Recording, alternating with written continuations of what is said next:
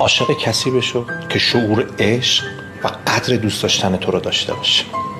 دوست داشتن بلدی میخواد. این که وسط شلوغیات زنگ بزنی بهش و بگی ببین کاش جای همه اینا تو بودی. نه اینکه وقتی سرتون خلوت شد پیام بدی یا زنگ بزنی بگی ببخشید دستم بند بود، خوبی؟ دوست داشتن و عاشقی بلد بودن میخواد.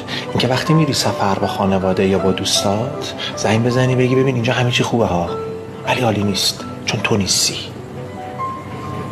نه اینکه آخر شب وقتی میخوای بخوابی وقتی همه گشت و گذارت رفتی یه SMS بدی بهش بگی چه خبر. دوست داشتن بلدی میخواد. وقتی که قهری بری سر وقتش بهش بگی که ببین خیلی ازت دلخورم ولی چون عاشقتم نمیتونم ازت دور بمونم.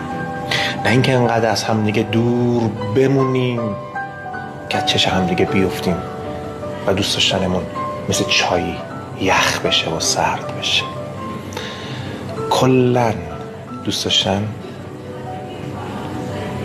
نعمتیه که همه لیاقت داشتنشو نداره. روزیتون باشه.